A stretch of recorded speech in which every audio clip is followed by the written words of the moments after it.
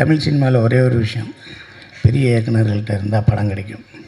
அடுத்து எங்கள் அன்னை சீமான் அண்ணன் வீட்டில் வெங்காயம் உரிச்சா படத்தில் டைரக்டர் ஆகிடலாம்.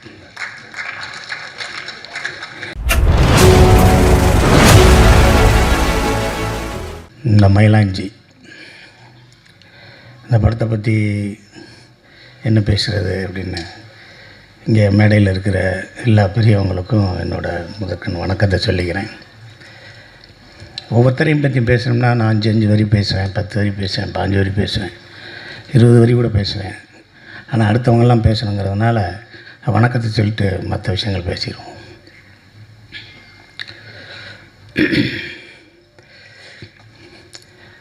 இது இந்த படத்தின் தயாரிப்பாளர்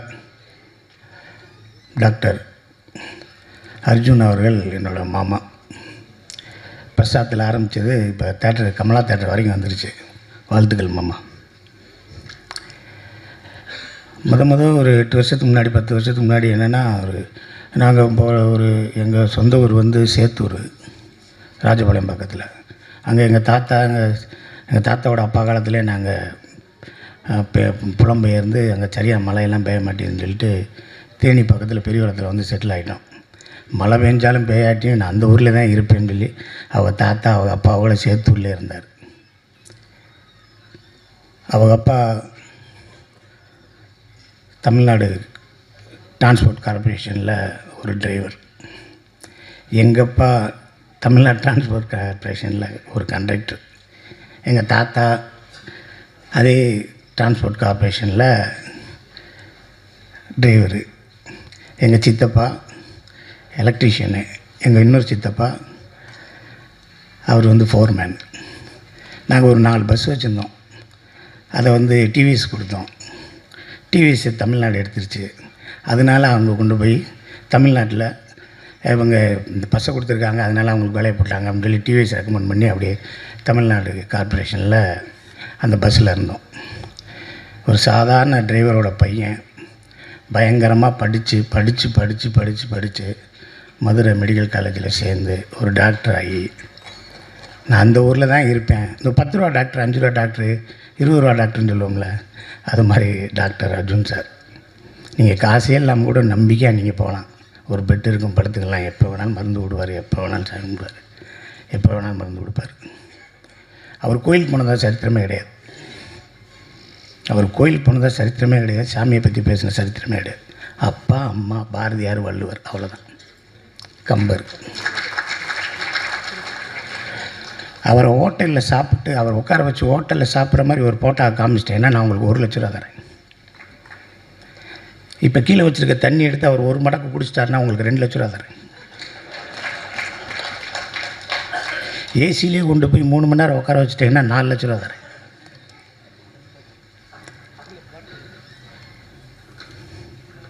எதுவுமே ஒரு சாதாரண மனிதனை மாதிரி ஒரு சாதாரண மனிதனே கிடையாது. இப்போ ஒரு காமெடி அவர் வார்த்தையெல்லாம் வருதில்ல, அவங்கெல்லாம் மனித இனத்துக்கு அப்பாற்பட்டவங்கன்னு சொல்ல வருதில்ல, அது மாதிரி அவர் ஒரு தனி மனித ஒழுக்கம் வந்து அவரை மிகப்பெரிய லெவலுக்கு கொண்டு போயிருக்கு. இப்போ கூட நேற்று சென்னையிலேருந்து வந்திருக்காரு, இது சேத்தூர்லேருந்து வந்திருக்காரு. எனக்கு தெரிஞ்சு நேற்றே தயிர்ச்சோறு புளிச்சோறு கட்டி வந்திருப்பார்னு நினைக்கிறேன். எங்கேயுமே சாப்பிட்ருக்க மாட்டார், இனிமேலும் சாப்பிட மாட்டார். நீங்கள் ஏதாவது ஒரு அன்பாக ஏதாவது கொடுத்துருங்க, வாங்கி வச்சுட்டு பின்னாடி வச்சுக்கிறாரு, அதுக்கப்புறம் யார்கிட்டயா கொடுத்துருவார். 8 வருஷத்துக்கு முன்னாடி 10 வருஷத்துக்கு முன்னாடி என்னை பார்க்குறாரு. நான் என் குலதெய்வம் கோயிலுக்கு போகிறேன், என்கிட்ட வந்து மாமா எனக்கு ஒரு படம் பண்ணுங்க அப்படின்னாரு. பண்ணிடுவோம் மாமா. எவ்வளோ செலவாகும் அப்படின்னாரு. இவ்வளோ ஆகும் அப்படின்னு. சரி மாமா பண்ணிடலாம். அங்கேயில் எங்கள் மாமா என்கிட்ட ஒரு கதை சொல்லுவார். மாமா இந்த கதை வந்து அப்படி இருக்கு மாமா, இப்படி இருக்குன்னு 4 வருஷமாக பேசுகிறோம். இல்லை மாப்பிள்ள, அது வந்து கண்ணை பார்க்குது, காதை பார்க்குது, மூக்கை பார்க்குது, காலை பார்க்குறான், அப்படியே பின்னாடி தான் பார்க்குறேன், ஆனால் மூஞ்சியை பார்க்கல மாப்பிள்ள. மாமா ரொம்ப குழப்பறீங்க மாமா என்னைய. அப்படியே போச்சு. எனக்கே நல்லதாக தெரிஞ்சு மாமாவை வந்து நான் ஒரு சினிமாவை கூப்பிட்டு வந்து மாமாவுக்கு ஏதோ நல்லது நடந்துச்சுன்னா ஓகே, மாமாவுக்கு ஏதாவது ஒன்றுச்சுன்னா சிங்கப்பள்ளி கரெக்ட் பண்ணி டாக்டரை காலி பண்ணிட்டான்னு சொல்லிடுவாங்க. ஆக நான் லேட் பண்ணது கூட மாமாவுக்கு நல்லது. மாமா வந்து படம் எடுக்கிறேங்கனாரு, நான் எடுக்கலை. ஆனால் ஏன் எடுக்கலைன்னா அவர் சொன்ன கதையை நான் பண்ணாதனால நான் எடுக்கலை. ஆனால் அஜயன் பாலாவை சந்திக்கும்போது அஜயன் பாலா சொன்ன கதையை கேட்டிருக்காரு, அதுதான் எடுக்கிறாரு. அப்போ என் மாமா மேலே எனக்கு கோபம் வருமானதான். ஆனால் இருந்தாலும் இந்த மயிலாஞ்சிக்கு அவர் சேர்த்த ஒரு கூட்டணி இருக்க, செலியன், ராஜா சார், ஸ்ரீகர் பிரசாத் இப்படிங்கிற ஒரு மிகப்பெரிய கூட்டணி இருக்கு. இந்த கூட்டணிக்கு வந்து மாமா வந்து எவ்வளோ தூரம் சினிமாவை நேசிச்சுன்னா இந்த கூட்டணிக்கெல்லாம் நல்லது சொல்லுவார் அப்படின்னு ஒரு விஷயம் இருக்குது. சினிமாவை அதிகமாக நேசிக்கிற ஒரு கேரக்டர் அவர், ரொம்ப அதிகமாக நேசிப்பார்.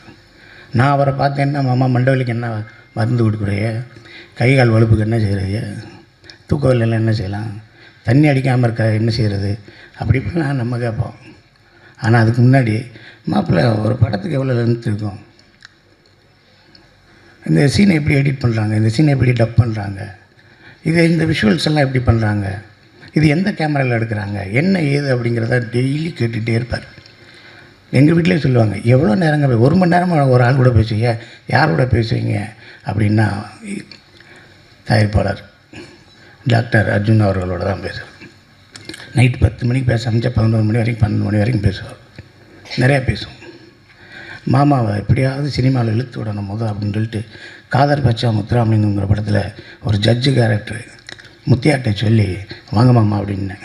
எப்போ மாப்பிள்ள வரணும்னார். 5 மணிக்கு வாங்க மாமா காலையில், நீங்கள் அங்கேருந்து வரணும் அப்படின்னு, கொஞ்சம் லேட் ஆகிடும் வாங்க, உங்களுக்கு தான் ஃபஸ்ட் ஷாட் இருக்குன்னு 5:30 வந்துட்டார். நம்ம ஆளுங்க மதியானம் தான் எடுத்தாங்க, ஒரு 1:30 மணிக்கு தான் எடுத்தாங்க. மாப்பிள்ளை 5 மணிலேருந்து வந்துருங்கன்னு, மாமா சாப்பிடுங்க மாமான்னு. அப்புறமேல் டப்புன்னு போய் காருக்குள்ளே உட்காந்து அது ஒரு டிஃபன்லேருந்து அதை சாப்பிட்டார்.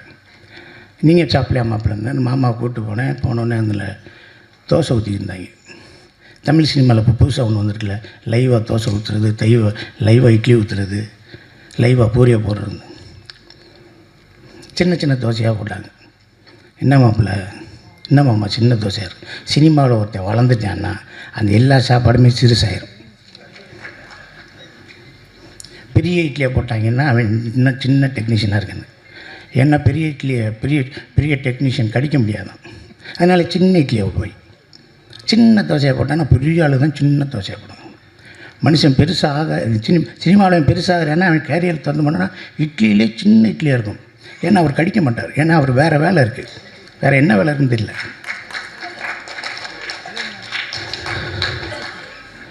போன உடனே தோசை ஊற்றிருந்தாங்க. ஒரு தோசை ஊற்றுங்கண்ணே, தோசை ஊற்றுனாங்க. அப்புறம் இன்னொரு லைட்மேன் வந்தார். அண்ணே ஒரு வெள்ளைக்கருவு மட்டும் ஊற்றி ஒரு தோசையை போடுங்கன்னாங்க. அதையும் பார்த்தாரு. அண்ணே வெள்ளைக்கருவு மஞ்சள் கருவு கொஞ்சம் கலக்கி வெங்காயத்தோடு சேர்த்து ஊற்றுங்கன்னாங்க. அதையும் பார்த்தாரு.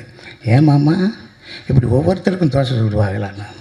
அப்பயும் நினச்சேன், மாமா இன்னும் 2 வருஷம் லேட் ஆகும் போல படம் எடுக்கிறது.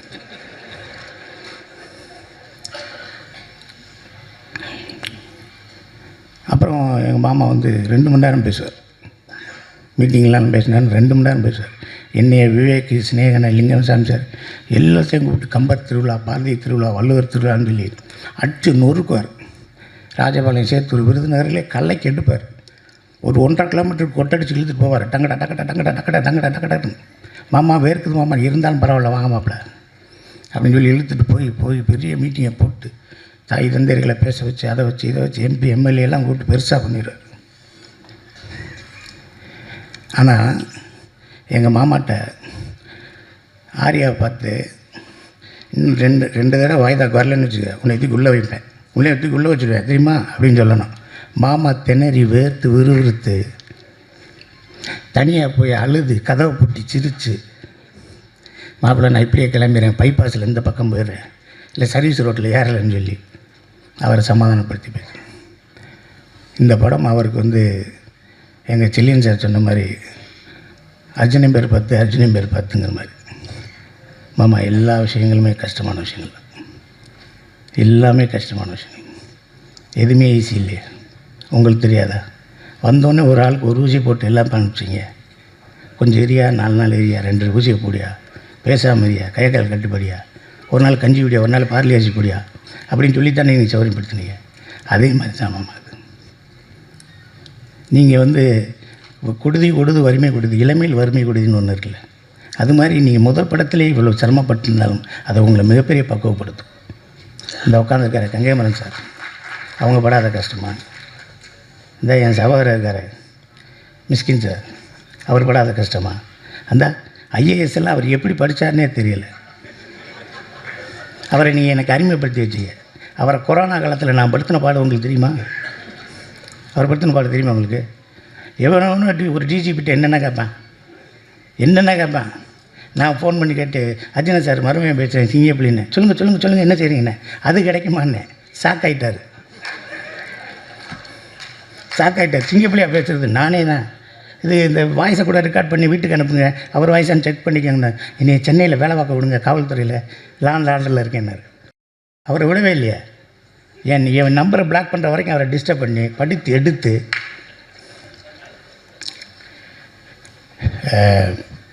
அன்றைக்கி நடந்து போயிட்டுருக்கையில் அந்த ₹1 தூக்கி இவர் ₹1 கொடுத்தாராம், அவர் ₹1 வச்சுக்கிட்டாராம். அந்த காசை வச்சுக்கிட்டு எப்படி இருந்தீங்க? இன்கம் டேக்ஸ் ரேட்டெல்லாம் வந்தால் என்ன ஆயிருக்கும்? நானும் எத்தனையோ பேரோட நடந்து போகிறேன். என்கிட்ட தான் ₹10 வாங்கிட்டு போகிறாங்க. எனக்கு ஒருத்தன் கூட காசு கொடுக்கல. தமிழ் சினிமாவில் ஒரே ஒரு விஷயம், பெரிய இயக்குநர்கள்ட்ட இருந்தால் படம் கிடைக்கும். அடுத்து எங்கள் அன்னை சீமான் என்னை வீட்டில் வெங்காயம் உரிச்சா படத்தில் டைரக்டர் ஆகிடலாம். நீங்கள் ஒன்றுமே வேணாம். எங்கள் அண்ணன் வீட்டில் போய் தினம் போங்க, சாப்பாடு போடுவார், அது போடுவார், இதை போடுவார். சாப்பாடுன்னு சாதாரண சாப்பாடெலாம் கிடையாது. ஒரு தடவை என்ன செஞ்சார், பாலா சார்கிட்ட வேலை பார்த்துக்கிட்டு இருக்கையில் அன்னை சீமான் என்னை வீட்டுக்கு போயிட்டேன். மத்தியானம் சாப்பிடுவோம்டா அண்ணாரு. நான் சாப்பிடுவேன்னே. சரி ஏதாவது வாங்கிட்டு வந்துடு, நான் சாப்பிட்டு வந்தேன். வா காலையில் OMC வாக்கிங் போகலாம், ஓடணும்டா நீ அப்படின்னு என்னை கூப்பிட்டு போயிட்டார். மதியானம் போய் சாமி வாங்கிட்டு வரானாரு.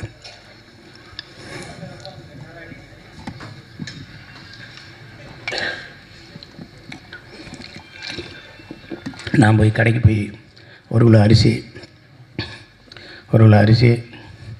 2 ₹10 பாக்கெட்டு தயிர் பாக்கெட்டு, ஒரு 4 முட்டை, ஒரு 1/4 கிலோ வெங்காயம், ஒரு 200 சிக்கன் வாங்கிட்டு வந்து அன்னை சமைக்கலாம்னே.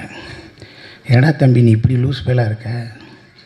இப்போ 11 மணிக்கு வந்துடுவாங்கடா தம்பியெல்லாம், போடா நான் சொல்கிறத எழுதுறான்னு. ஒரு 60 முட்டை,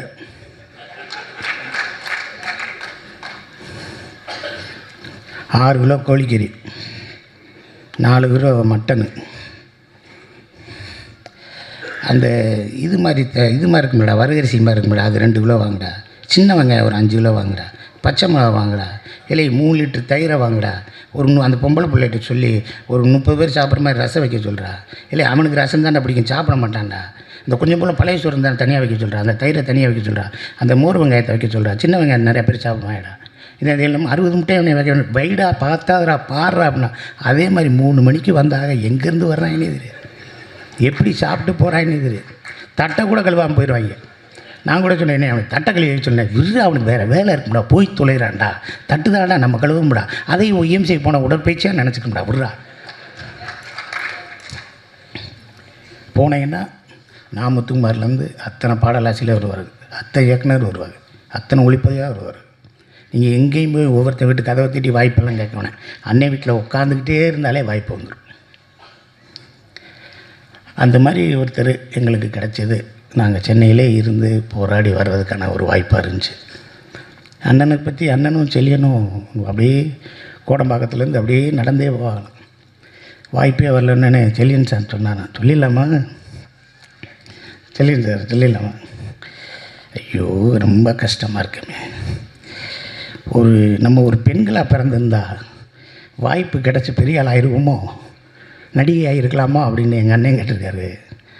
அதுக்கு செல்லியன் இருக்கும் அப்படின்னா, அதுக்கு எங்கள் அண்ணன் சொல்லியிருக்காரு, நீங்கள்லாம் பெண்ணாக பிறந்தா செவப்பாக பிறந்துடுவேன், நல்லா பிறந்தேன்னா கருப்பாக பிறந்துடுவேன், அப்போயும் எனக்கு பிரச்சனை தாண்டா அப்படின்னு. இதெல்லாம் மயிலாஞ்சி ஷூட்டிங் அப்போ தனியாக நின்று பேசிக்கிறீங்க, நாங்களாம் சிரிச்சுக்கிட்டு இருப்போம். செகண்ட் ஷெட்யூல் போகையில் என்ன சிரிக்கிறீங்கன்னு கேட்டுக்கிட்டே இருப்பாங்க. ஸோ அவர்களுக்கும் அவர்களுக்கான பந்தம். ஒரே அறையில் ஒரு நாள் 10 நாள் பேசலாம், 20 நாள் பேசலாம், 2 மாதம் பேசலாம், 3 மாதம் பேசலாம். 4 வருஷம் 5 வருஷம் 6 வருஷம் பேச முடியுமா? எங்கள் அண்ணன் சீமான் அண்ணன், Selian sir, director Bala sir, Arthur Wilson, Jeyamohan, Ramakrishnan, இப்படியே உட்காந்து பேசிக்கிட்டே இருப்போம். 100 படம் பார்த்து ஒரு நல்ல படம் எடுக்க முடியாது. ஒரு படத்தை 100 தடவை பார்க்கணும்டான்னு எங்கள் அண்ணன் தான் சொல்லுவார். ஓடுன ஒரு நல்ல படத்தை 100 தடவை பாடுறா, நல்ல படத்தை பாடுறா. நீ இங்கே அந்த ஃபெஸ்டிவல் போகிறது, அந்த ஃபெஸ்டிவல் அதெல்லாம் தூக்கி எறியல, ஒரு படம் பாடுறா. உலகத்தில் சத்யஜித் ரே, ஜேம்ஸ் காமரூன், அவன் இவன்லாம் சொல்லாதடா. இந்த பக்கத்தில் உட்காந்துருக்கேன்டா தம்பி பாலா பேரை சொல்கிறா, பாலுமேந்திர சார் பேரை சொல்கிறா, பீம்சின் பேரை சொல்கிறா, பால் நீலகண்டன் பேரை சொல்கிறா, இல்லை டைரக்டர்டா, பெரிய டைரக்டர்டா எம்ஜிஆர் பேரை சொல்கிறா. அப்படி தான் சொல்லுவார். அது போட்டதுக்குரிய இத்தனை பேர் இருக்காங்க. கங்கையரமன் சாரை என் படத்தில், ரெட்டு படத்தில், அஜித் படத்தில் நடிக்க சொல்லி அவர்கிட்ட போய் கேட்டேன். அவர் நான் ஆஃபீஸ்க்கே வரேன்ப்பா அப்படின்னாரு. ஆஃபீஸில் வந்தேன், கதையெல்லாம் சொன்னேன். எப்படிப்பா நான் பண்ணிடுவேண்ணா, வச்சுருவேண்ணா அப்படின்னாரு. நீங்கள் பண்ணாலும் பண்ணாட்டியும் உங்களை பண்ண வச்சுருவேன் சார்னு. அது ஏதோ டேட்டு பிரச்சனை, அதனால் பண்ண முடியாமல் போச்சு. எங்கள் அண்ணன், சாரி என் சகோதரன், என் மூத்தவர், மதிப்புக்குரிய போற்றுதலுக்குரிய மிஸ்கின் சார், நான் 12 மணிக்கு ஐ லவ் யூ சொல்கிற ஒரே ஆள் அவர் தான். கேட்பார், என்ன சாப்பிட்ட அதை மட்டும் சொல்லும்பார். இல்லைடா 12:30 மணிக்கு பேசுகிறீங்களே அதை அப்படிம்பார். என்றைக்காவது ஒரு இடத்துல போய் கற்றுக்கலாம் அப்படின்னு போவோம்ல, அது மிஸ்கின் சார் தான். நான் சைக்கோவில் பண்ணேன். ஒரு சைக்கோவில் அந்த த்ரில்லர் கேரக்டரை விரட்டி போகையில், என்னை காரை விட்டு இறங்க போகையில் ஒரு சின்ன சீக்வன்ஸ் சைலண்ட்டாக இருக்கும். அப்போ தேட்டர் ஆடியன்ஸ் எல்லாம் கற்றுனாங்க, சிங்கப்புலி இறங்கிறாத உன்னை கொன்றுவான், சிங்கப்புலி இறங்கிறாத கொன்றுவான்னாங்க. நான் இறங்கினேன், அதே மாதிரி அந்த சீக்வன்ஸில் என்னை காலி பண்ணிடுவாங்க. அப்போ சொன்னாங்க தேட்டரில், இறங்காத கொன்றுவான்னு சொன்னேன், இறங்காத கொன்றுவான்னு சொன்னேன்னு சொன்னாங்க. அதே ஆளுக்கு தான் 2.5 வருஷம் கழித்து மகாராஜா படம் பார்த்தாங்க. படம் பார்த்துக்கிட்டு இருக்கையில் என்னை பற்றி தெரிஞ்சோடனே, இன்னமாடா நிற்கிற அவனை கொள்றான்னு. அதே 100 ரூபா கொடுத்தேன்னா இங்கே 120 ரூபா கொடுத்து என்னை கொள்ள சொன்னாங்க. ஒரு பெட்டி நிறையா கோயம்புத்தூரில் இருக்க எல்லா மாலுக்கும் கூப்பிட்டு போகிறார். இந்த கேப் உனக்கு பிடிக்குதான்னு 10 கேப் வாங்குறாரு. அந்த கேப்பு மொத்தமே அவர் 5000 ரூபா ஆயிடுச்சு. கோட்டு வாங்குறாரு, ஷர்ட் வாங்குறாரு, ஷூ வாங்குறாரு. இல்லை பேசாமல் இருங்க, உங்களை நான் அழகாக காட்ட போகிறேன்னாரு. அதில் வெற்றி பெற்றாரா சரியானு எனக்கு தெரியல. நம்ம அழகாக இருந்தால் தானே இருக்கும். ஆனால் என்னை வச்சு அந்த சைக்கோ படத்தில் ஒரு நல்ல கேரக்டர் விட்டார். தினமும் ஷூட்டிங் முடிஞ்சோடனே, சிங்கப்புலி நான் ஒரு கை தட்டுங்க அப்படின்னாரு. ஷூட்டிங் முடிஞ்சோடனே, நான் இன்றைக்கி உங்களுக்கு முடிஞ்சிச்சுன்னே போய்ட்டு வாங்கினேன் நல்லபடியான. போய் ஏறினேன், காஸ்டியூமர் ஒரு பெட்டியோடு வர்றார், பெரிய பெட்டியோடு. நான் போட்டிருந்த பேண்ட்டு, சட்டை, டிஷர்ட்டு, ஷார்ட்ஸு, கீட்ஸு, கேப்பு இப்போ எல்லாத்தையும் வச்சு, அண்ணே உங்களுக்கு கொண்டு போய் சொன்னார்னாரு. இல்லை சார் ப்ரொடக்ஷன் ஹவுஸ் ஆரம்பிச்சிட்டாரு, அவருக்கு நிறைய தேவைப்படும், அவரை வச்சுக்கிற சொல்லுங்கள், எனக்கு வேணாம், ஒரு அடையாளத்துக்கு 2 சட்டை எடுத்துருவாங்க. இல்லை சார் அவர்கிட்ட பேச முடியாது சார், காரில் ஏறி போயிட்டே இருங்கன்னார். இந்த ஒவ்வொரு நிகழ்வுகள் தான் நம்மளை சினிமாவில் இன்னமும் இருக்க செய்யுது. இந்த படத்தை எடுத்த தயாரிப்பாளர் அர்ஜுன் சார் அவர்களுக்கு, எங்கள் மாமா அவர்களுக்கும் எல்லாருக்கும் நான் நன்றியே சொல்லிக்கிறேன். லால்குடி இளையராஜா இந்த படத்தில், நாடு படத்தில் வேலை பார்த்தோம், இந்த படத்தில் வேலை பார்த்தோம். எனக்கு தெரிஞ்சு லால்குடி இளையராஜா வந்து நேர்மையின் மறுஉருவம். ஏதாவது ஒரு விஷயத்தை சொல்லி அந்த செட்டை போடுங்க, இந்த செட்டை போடுங்கன்னா, இந்த செட்டுக்கு இவ்வளோ தான் ஆகும், நீங்களே வந்து செலவழிங்க, நீங்களே பார்த்துங்க, எனக்கு 5 பைசா தேவையில்லை அப்படின்னு சொல்லக்கூடிய ஒரு மிகப்பெரிய ஆள் எங்கள் அண்ணன் தனஞ்சய அண்ணன், ஆர்.வி. சார் அவர்களுக்கும், பேரரசு அவர்களுக்கும், எல்லாருக்கும், அம்மா அவர்களுக்கும் எல்லாருக்கும் நன்றியை சொல்லிக்கிறேன். இந்த படத்தை ஊடகவியல் எல்லோரும் சேர்ந்து ஒரு நல்ல நிலைக்கு, ஒரு உன்னதமான ஒரு விஷயமாக கொண்டு போங்க. எழுத்தாளர் கல்கி சொன்ன மாதிரி, ஒரு நல்ல விஷயத்தை எல்லாரும் பார்க்கணுங்கிறதுக்காக நல்லபடியாக எழுதுங்க. ஒரு கெட்ட விஷயத்தை எல்லாருக்கும் போய் சேரக்கூடாதுங்கிறதுக்காக அதுக்கு பொங்கி எழுந்து கூட தவறை சுட்டி காட்டுங்க என்று சொல்லி இந்த வாய்ப்புக்கு நன்றி கூறி அமர்கிறேன். நன்றி, வணக்கம்.